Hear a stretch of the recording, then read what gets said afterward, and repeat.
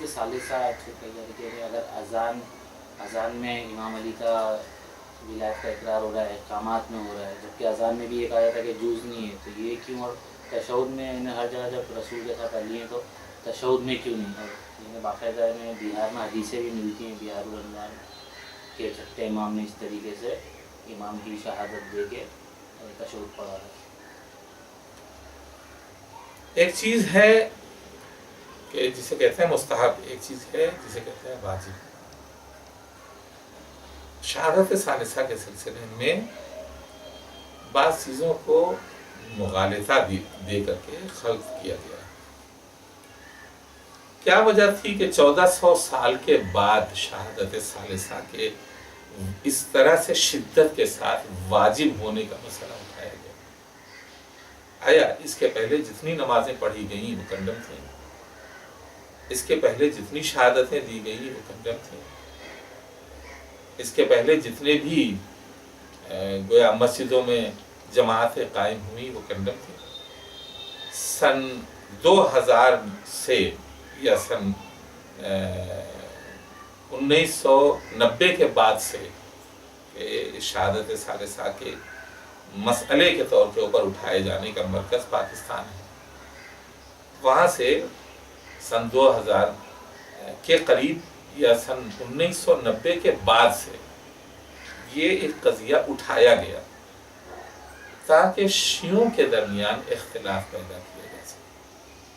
کلمۃ حق یراد بها الباطل، یہ حق بات ہے لیکن اس سے ارادہ لیا گیا ہے باطل کا، یعنی شیعوں کے درمیان تفرقہ ڈالنا۔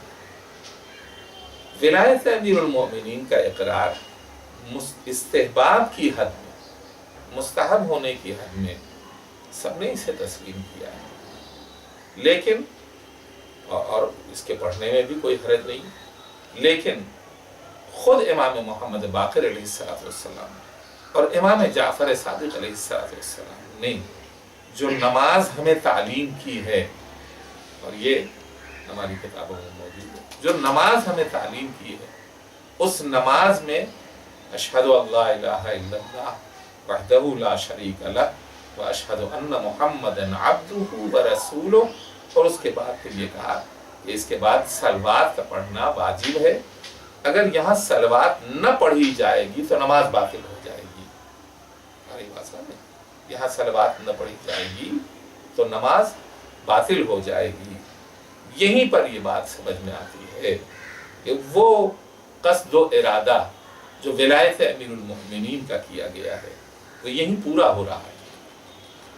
الگ سے اشہد ان علی ولی اللہ کہنا کوئی لازمی اور ضروری نہیں ہے، اس لیے کہ ہم یہیں کہہ رہے ہیں اللہم صلی علی محمد۔ اگر بات محمد کے اوپر رک جاتی تب جو ہے ہمارے لیے یہ ضروری تھا کہ ہم ولایت امیر المومنین کا دوبارہ سے اقرار کرتے ہیں، لیکن ہم جب کہہ رہے ہیں اللہم صلی علی محمد و آل محمد، تو اس کا مطلب یہ ہے کہ اسی ولایت کا کہ جو ولایت ثالثہ کے طور کے اوپر شوشہ بنا کر کے اٹھائی گئی ہے، اس ولایت کا ہم نے اقرار کر لیا ہے۔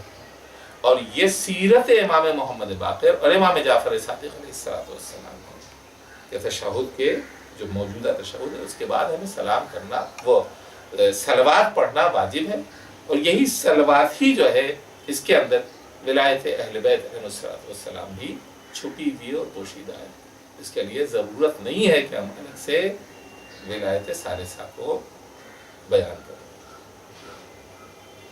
اور یہ چیز جو ہے وہ 1400 برس سے چلی آ رہی ہے، آج کیوں اٹھائی گئی؟